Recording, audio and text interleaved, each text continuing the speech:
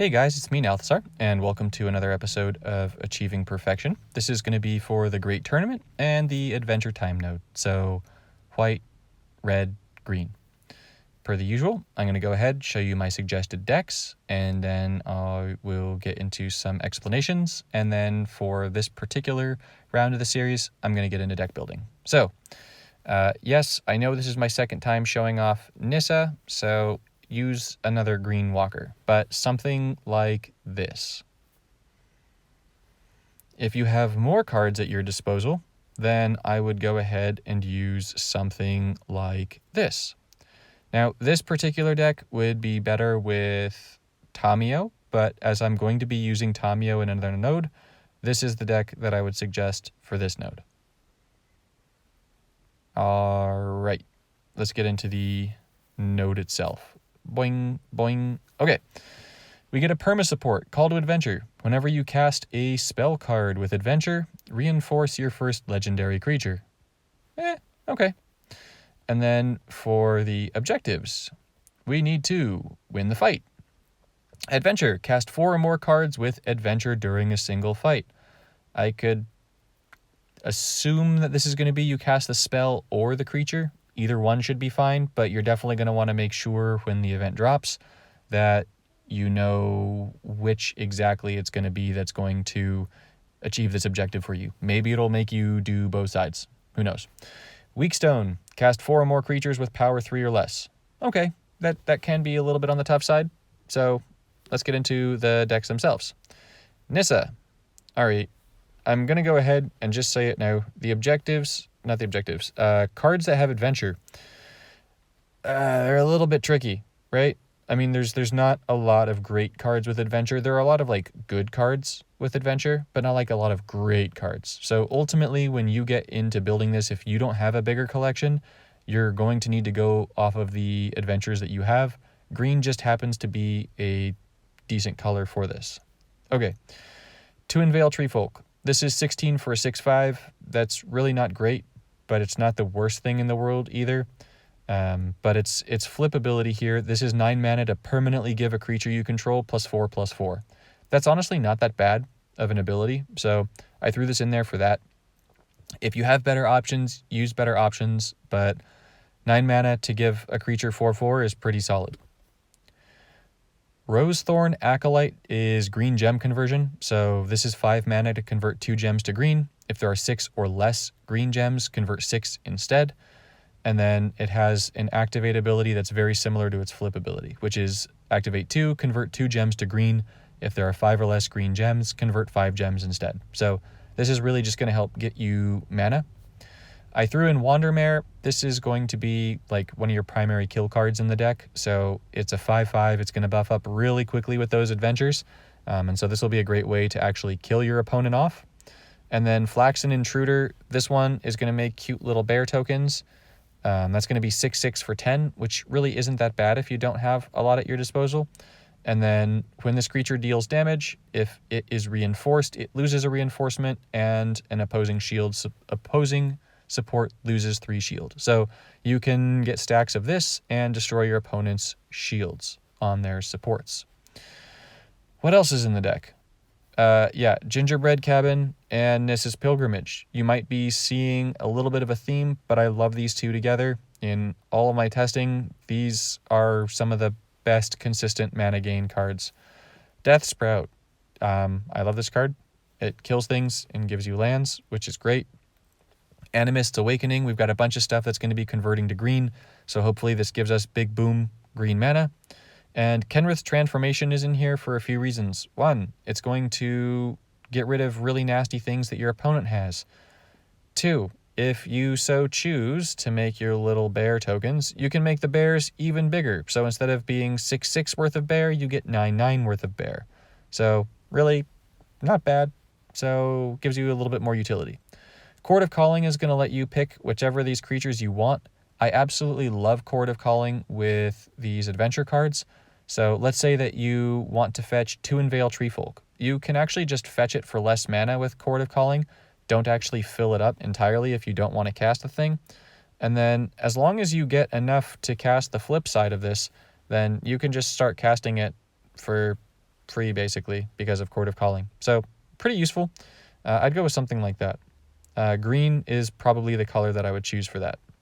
Now, in that green, right, if you were lucky enough to get the giants, use the giants. If you were lucky enough to get the little fairy thing, use that. That thing is crazy. So I haven't gotten it yet, although I'm guessing that I will get it tomorrow before the event starts. So we'll see. I have a VIP package coming in, and I'm assuming I'll get it, but best not to assume too much, I guess. Beanstalk Giant. This card is the best card for this node. It is going to convert X gems to green, X being the number of green gems on the field. It's a 1/1, so it's going to count toward that summon creatures with power 3 or less, and because it buffs itself based on the number of green gems, this thing comes out as an absolute powerhouse. Giant Killer's pretty fantastic on this node, so destroy target opposing creature with power 6 or greater. You're probably going to see your opponents, especially if you're in Platinum, running the Giants. The Giants are really nasty. This is going to kill the Giants, so that's nice. It also, while it's out, passively disables things. Well, not passively, I mean, you have to trigger the activated gem, but it's going to disable things. And it also conveniently has that power 3. Cavalier of Thorns is in here as something to protect you, and then also to fetch lands from your deck. Killer Instinct. Okay, this one's a little bit tricksy, right? So you have to cast the creatures. Don't cast Killer Instinct if you haven't achieved your objective yet. You can actually, instead of running Killer Instinct, you can run Vraska. Who am I kidding? I'm addled today. Not Vraska. Vivian, Champion of the Wilds. She is amazing with the Beanstalk Giant. So you use the -2, you fetch the Beanstalk Giant, it gets half its mana. So it goes straight to your hand with half of its mana, and then half its mana is 6, so you really just need to get 5 mana to convert X gems to green. X is the number of green gems, and then cast the big bad boy. So I love that card with this. I honestly might even use it instead of Killer Instinct. We'll see. Court of Calling, pretty simple, self-explanatory. Get your baddies. Nissa's Pilgrimage, Gingerbread Cabin, they're everywhere in my decks. Great Aurora is going to be our board wipe, and Nissa's Revelation is card draw and life gain. So this is the deck I'm planning to use for this particular node, and I imagine it'll be amazing. For deck building for this, if you can't make my decks, that's fine. Go ahead, type in adventure. I know that I'm super slow in typing right now. Like I said, it's like 30 degrees where I am, which, you know, for someone who normally lives in SoCal and doesn't experience that weather, yeah, it's cold to me. Yeah, you can laugh if you're a person that lives anywhere else in the world, basically.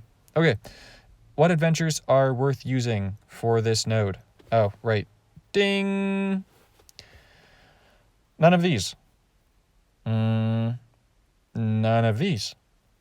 Some of these. Okay. Brazen Borrower. If you have this card, this is worth going blue just to use this card. So it's not going to achieve the 3 or less power, but this bounce ability here is crazy good. Having flash on that makes it even better. And then you get this 5/3 flyer out of it for just 8 mana. This card is a must if you have it. Lovestruck Beast is honestly a pretty darn good card for this too. It's going to be 6 to create 3 1/1s, and then you get a 7/7 for 9. So this is pretty powerful. It's also definitely worth using. Giant Killer, I've already shown you. That one's obviously amazing for this. Murderous Rider is incredible for this. I've done a lot of testing with this card. So for 10 mana, you destroy an opposing Vanguard support. If you can't destroy the first opposing creature, you lose 4 life. Losing the life doesn't really matter though, because then you've got a 4/5 lifelink that you can cast. So this card is great for this. And then after that, so we've got Realm Cloak Giant. If you've got the Giants, this guy's going to be a big bad monster. So you can cast the flip side to destroy all non-giant creatures. And then you've got a 9/9 that's got Selective Vigilance for 14, which is amazing. Beanstalk Giant, I've already gone over. It's amazing. And then the final one, Reaper of Night, is honestly not too bad, just because it's 8 for your opponent discards 2 cards. So would I use it personally? No, because I have better options. But if you don't have better options, this is a pretty decent card. So I'd go ahead, build around those, and then once you figured out those, if you don't have the cards... Oh, I forgot one more. I'm so sorry. Foulmire Knight. This one's actually pretty solid too. It's 6 mana for a 1/1 with Death Touch and Berserker, so it's going to kill something. And it's going to replace itself in your hand because you can cast it to draw a card. So I actually really like that card. It's pretty darn solid. Okay. What else can you throw into your decks that is on the weak side that you can... Nope. That you can use in your decks, right? So power 3 or less. I'm going to go ahead and just make this easier on us all. Do that. Did I just flip that? I did just flip that. Okay, whatever. Let's get rid of adventure. That's what I wanted to do. Get rid of adventure. Okay. Nope, we want creatures. We're getting there. I promise. Things that have X in their mana cost are great for this because they can be a lot more powerful than just the 1/1 that they look like. So Chamber Sentry is a solid choice. Hydroid Krasis is one of my beloved lovelies. It draws cards, gains life, and becomes a big creature. So Hydroid Krasis is awesome for this. Really, any of those X creatures are pretty solid for achieving that objective. Outside of the whole go ahead and get all of your adventures done. There's also Voracious Hydra, which is pretty cool. I like this one. This comes out and becomes really nasty. But yeah, I hope this helped you. I hope you get perfect, and I'll see you in the next one.